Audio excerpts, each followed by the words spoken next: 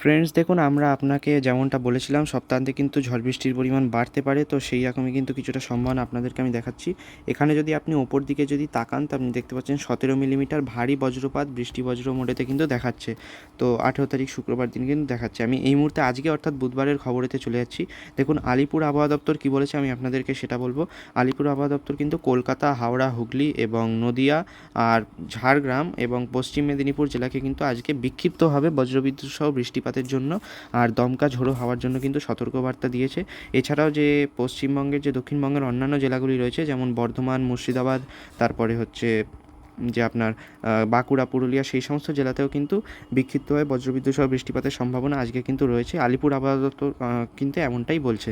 আর উত্তরের জেলাগুলোর যদি কথা বলি, তো দেখুন দার্জিলিং, জলপাইগুড়ি, শিলিগুড়ি, আলিপুরদুয়ার এই জেলাগুলিতে কিন্তু আজকে বৃষ্টিপাতের সম্ভাবনা তেমনভাবে দেখা যাচ্ছে না। ওই দিকের জেলাগুলিতে শিলিগুড়ি, আলিপুরদুয়ার, জলপাইগুড়ি, দার্জিলিং ওখানে।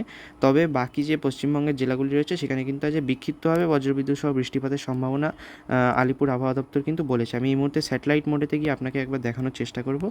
আমি ভিজিবল মোডেতে গিয়ে আপনাকে দেখালে মেঘের ইন্টেন্সিফিকেশনটা আপনি বুঝতে পারবেন। দেখুন হলদিবাড়ি এবং ফ্রেজারগঞ্জ, নামখানা এইসব দিকে কিন্তু আপনি দেখতে পাচ্ছেন একটা মেঘ। আমি আপনাকে জুম করে দেখালাম, অতিরিক্ত জুম করলাম না। তো ওই মেঘটা দেখতে পাচ্ছেন সেটা কিন্তু কিছুটা পরিমাণে ইন্টেন্সিফিকেশন করছে। তার প্রভাবেও কিন্তু একদম উপকূলে সুন্দরবনের অঞ্চলেতে কিন্তু কিছুটা বৃষ্টিপাতের সম্ভাবনা রয়েছে আগামী 1 থেকে 2 ঘন্টায়। তবে বাকি কালবৈশাখী কিন্তু আজ দুপুর 12টা বা 1টার পর থেকে কিন্তু হওয়ার সম্ভাবনা বৃদ্ধি পাবে। এবং এই সপ্তাহের শেষ পর্যন্ত অর্থাৎ শনিবার এবং রবিবার পর্যন্ত কিন্তু আপনি এই কালবৈশাখী দর্শন করতে পারবেন। এবং তারপর থেকে কিন্তু আবার গরম পড়ার সম্ভাবনা রয়েছে।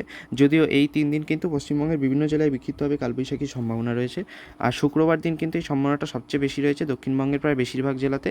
যদি আমি আপনাকে কিছু খবর যদি চেঞ্জ হয় তো অবশ্যই করে ইনফর্ম করব। সো ফ্রেন্ডস, আজকের জন্য এটুকুই। দেখা হচ্ছে আরও একটা এরকমই ভিডিওতে।